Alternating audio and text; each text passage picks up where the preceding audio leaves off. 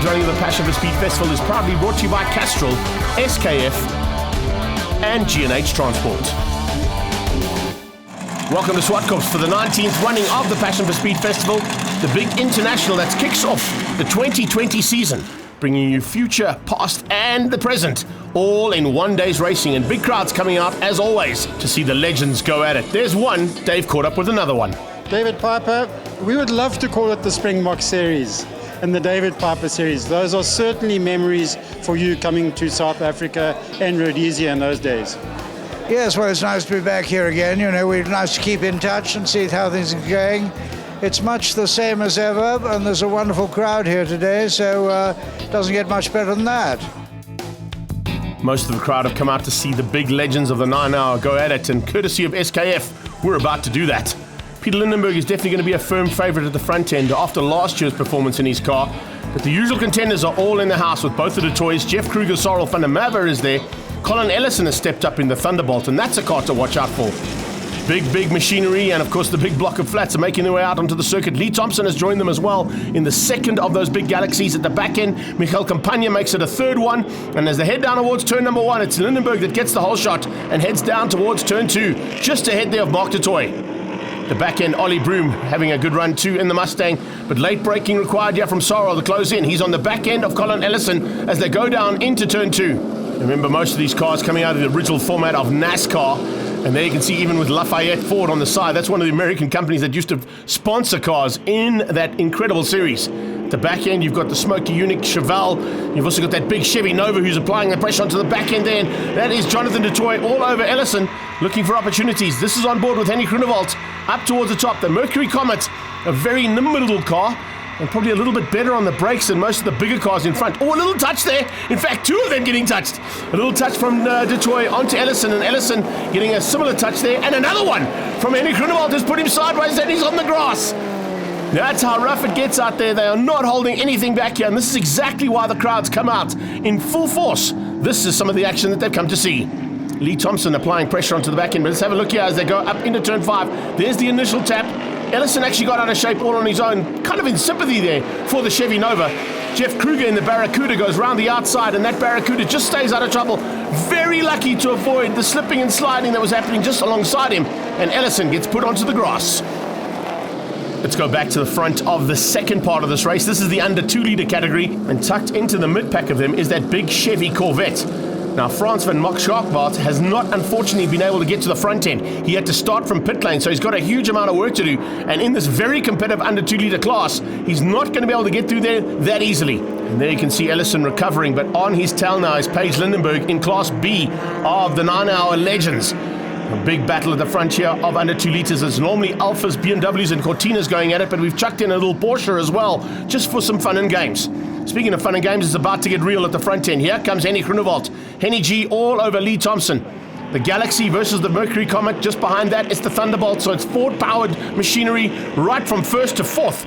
And make that 1st to 5th, because right behind there in 5th place is Supervan. And look at that! How's that for a bit of a slide into turn 2? And a takeout. Henny Groenewald and Thompson come together. And they're still together. Trying to keep it all together on the grass and get away from each other, but Thompson and Groenewald have come together. Here we go from onboard, Thompson. And you can see on the inside there, Groenewald just found a way through. Little tap between the two of them, and they go into the grass section, sliding, trying to avoid each other, but unfortunately they just stayed locked together for too long. They're back on track, but you can see at the back end of under 2 litres as Bolter starts to make his way through, trying to close down on his teammate Vic Kampfer. The two Volvos leading things out at this stage and trying to come to the closing stages. Speaking of the closing stages, it's Lindenberg going for the first victory of the weekend. The Road to Race machine takes the win, and in second place, Supervan right on his tail. Mark du Toit comes through there just ahead of his brother by the looks of things, and Jonathan du Toit just coming through there to beat out Jeff Kruger in the end. Sorrel van der Merwe getting a time penalty, drops him down to 5th place, but it's Peter Lindenberg and the du Toit brothers who are 1, 2 and 3. Vic Kampfer wins out over Gearing and Krill in the under 2 litres.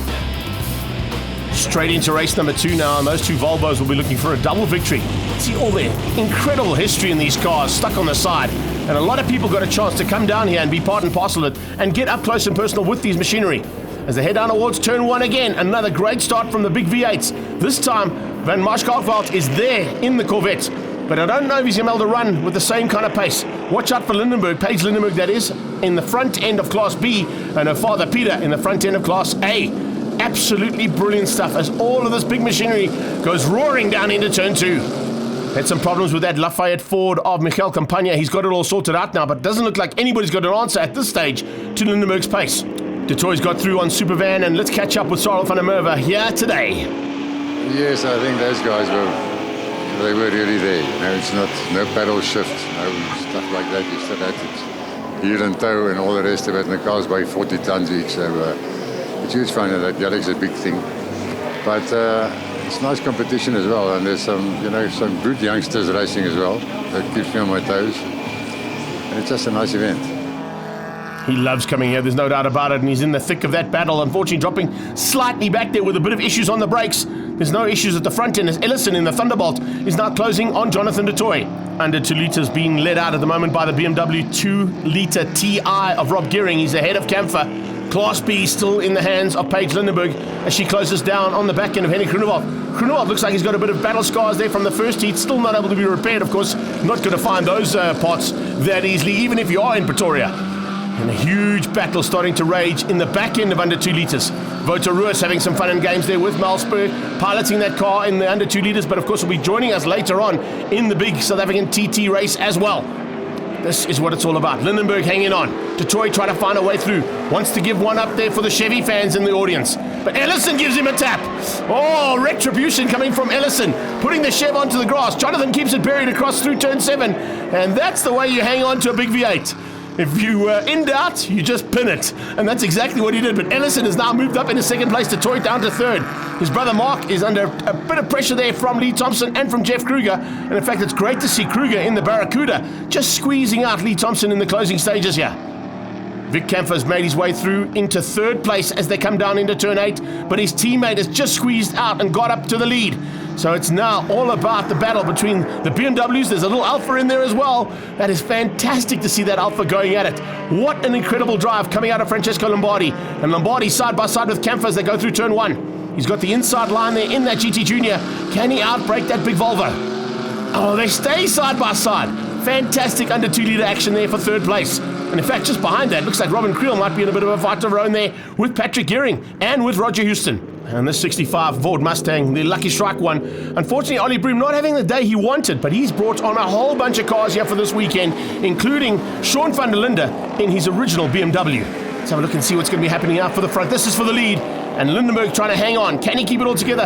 Ellison is, he's hounding him. He wants by badly, but I don't think the Thunderbolt is going to get through there on that Shelby Mustang.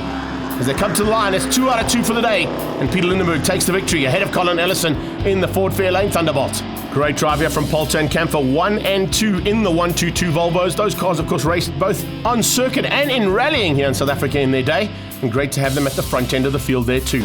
Lindenberg taking the win over Ellison and Jonathan de Toy, and a great drive from Gearing eventually getting through ahead of Francesco Lombardi and Roger Houston. Let's catch up with Peter Lindenberg after a phenomenal day's racing.